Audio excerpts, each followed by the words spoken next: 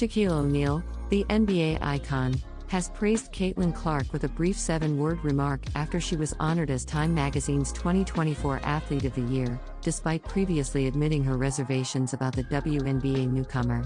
While maintaining a close rapport with Chicago Sky's Angel Reese, O'Neal took time to recognize Clark's rapid ascent during the 2024 season, wherein she transformed from a relatively obscure player to the emblematic figure of women's basketball in mere months. Following her record-breaking achievements and guiding the Fever to their first playoff appearance since 2016, Clark earned recognition as Female Athlete of the Year from the Associated Press, and as Time magazine's 2024 Athlete of the Year. When questioned by TMZ regarding Clark's notable accolade, O'Neal was succinct yet affirmatively acknowledged her talent, stating, "Congratulations to her, she's a fabulous player." However, O'Neal, preferring not to focus solely on one individual, swiftly redirected the discussion to highlight the collective accomplishments of multiple WNBA stars who contributed to the league's surge in popularity in 2024. He remarked, "Caitlin and my girl Angel definitely brought a lot of publicity to the WNBA," and continued, "But we can't forget about all the other WNBA greats. Asia, Wilson, Sabrina, Ionescu, Diana, Taurasi, all the women that are playing great. They're finally getting the credit they deserve."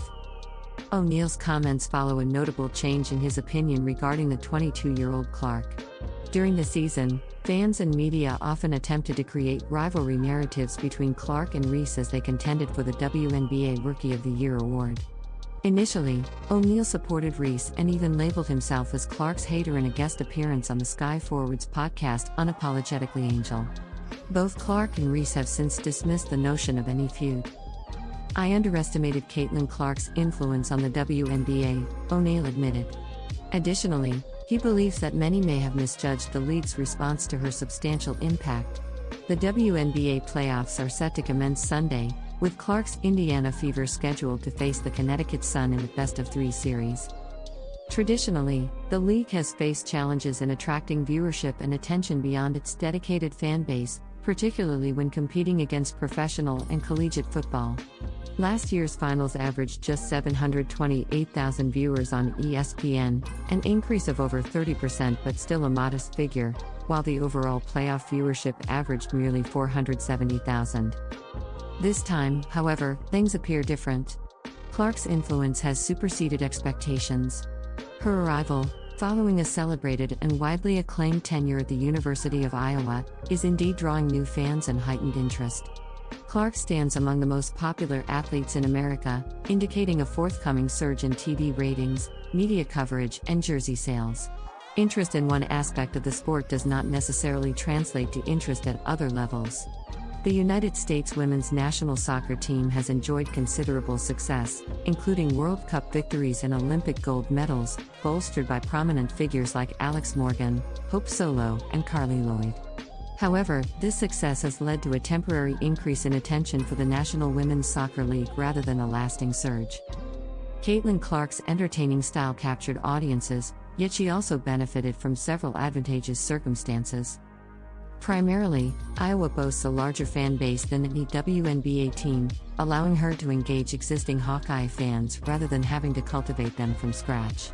Moreover, many of her most notable games were against highly popular teams such as Ohio State, Indiana, Connecticut, LSU, and South Carolina, making Iowa's appearances a significant event. This differs from consistent interest experienced throughout the season.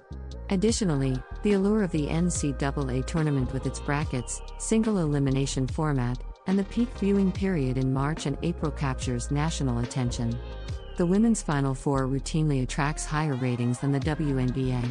The 2024 national championship game between Iowa and South Carolina garnered an impressive 18.9 million viewers, but the question remains, how many of those viewers would continue to support Clark during the regular WNBA season without the excitement of March Madness? Would they tune in for a routine July matchup? Surprisingly, a significant number did. The WNBA recorded unprecedented ratings growth this year. According to ESPN, the league averaged 1.2 million viewers per game, a substantial increase from 440,000 the previous year. In comparison, the NBA averaged 1.5 56 million viewers for its games on ESPN and TNT last season. The WNBA All-Star Game attracted 3.44 million viewers, compared to 5.5 million for the NBA's All-Star Game. Notably, the Indiana Fever had 5 games viewable by over 2 million fans and 18 games with more than a million viewers. These included games beyond the typical Sunday afternoon slots on ABC. A Friday night matchup on August 30th against Chicago drew 1.6 million viewers on ION, marking the highest viewership in the cable network's history. Additionally, 2 games aired on NBA TV attracted over 600,000 viewers each. Clark's fanbase remained loyal, supporting each game, and many likely expanded their viewership to include other teams. While Clark was the primary attraction, awareness of players such as A'ja Wilson and Breanna Stewart has certainly grown over the past year. It indicates that while Fever playoff ratings may achieve new heights, there could be a lasting and significant increase in viewership for all postseason games, far surpassing any reasonable expectations of Clark's contributions. However, this shift introduced some tension within the league and its fanbase. Clark attracted substantial attention and sellouts wherever she went, sparking understandable resentment from returning players and longtime fans. Numerous voices suggested that WNBA players and coaches ought to appreciate and embrace Clark for her impact on the league.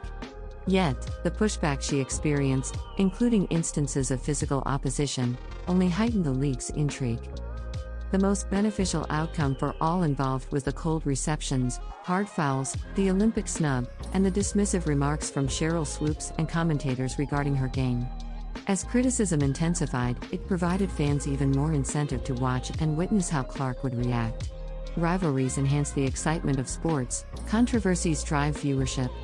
Had Clark been welcomed with open arms, the 2024 season would have lacked the compelling drama that has garnered increased interest. Clark gradually acclimated to the WNBA's physical style, while her teammates adapted to her unique play. She approaches the playoffs as a potential top 5 player, frequently scoring 25 or 30 points per game, sinking shots from long range, and delivering impressive length of the court passes. This talent initially captured widespread attention. While it is unlikely any playoff game will attract 18.9 million viewers, Caitlin Clark has far exceeded anticipated popularity levels as a rookie. The backlash against her success has bolstered her appeal. Game 1 takes place on Sunday. It's important to note that Clark's primary income stems from endorsements rather than her salary with the Indiana Fever, where she holds a 4-year contract worth $338,056. Although it may appear imprudent to decline nearly 3 times that amount for just 9 weeks of play, financial gain does not seem to be her foremost concern. With lucrative endorsement deals flourishing, it is evident that she has her reasons for foregoing the offer. Furthermore, the unrivaled league is setting a new standard by offering the highest average salaries in women's sports, with all 36 players receiving equity. Aligning closely with the NFL, this upcoming event is anticipated to attract a substantial viewership. The year 2024 proved to be significant for Caitlin Clark, as she amassed numerous individual accolades, details of which will follow. However, she did not secure a team title, with the Iowa Hawkeyes succumbing to South Carolina 87-75 in the national championship, marking their second consecutive defeat in the finals after losing to Angel Reese's LSU in 2023. In her tenure with the Indiana Fever, Clark faced elimination in the first round against the Connecticut Sun. Nonetheless, she guided the team to its first playoff appearance since 2016 and achieved their highest win total, 20, since the championship season of 2015 under coach Stephanie White. White will return as head coach for the Fever in 2025, elevating expectations for both Clark and the team. The WNBA season concluded in October, with the next one set to commence in May, leaving Clark nearly 7 months devoid of high-level competition.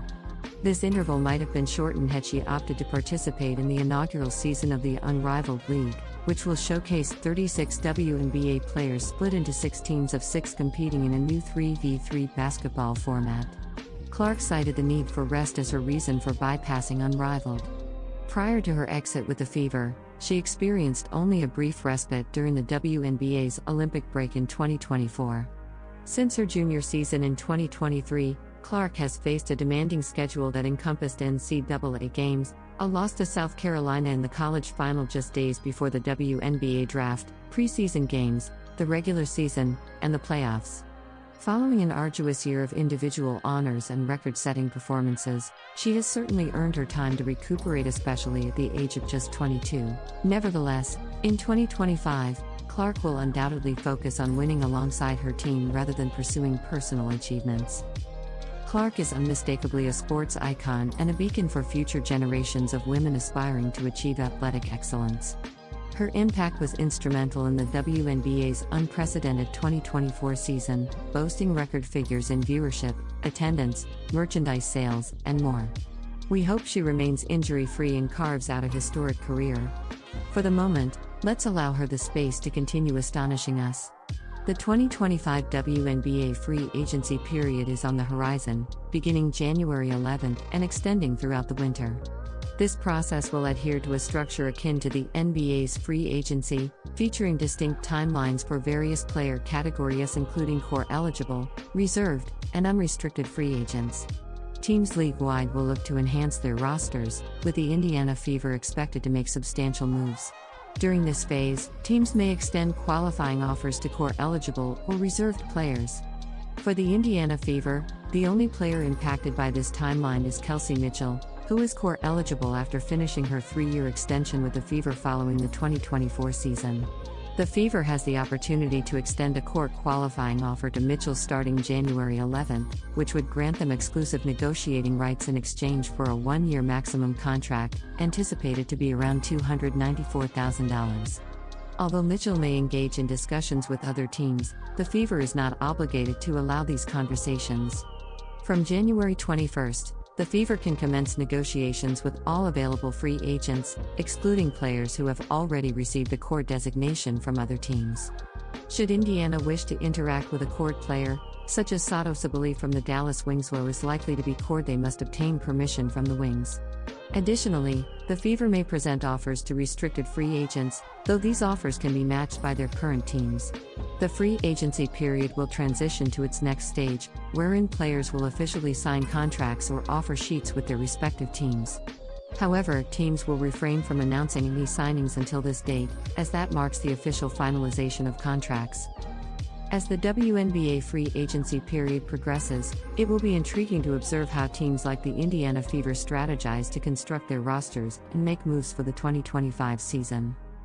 The Fever aims to be proactive in the 2025 free agency, focused on 2 primary objectives: retaining all-star guard Kelsey Mitchell and augmenting their roster with additional star talent to complement standout players Caitlin Clark and Aaliyah Boston. Mitchell's future with the team remains a critical focal point, as the Fever work to fortify their lineup for the upcoming season.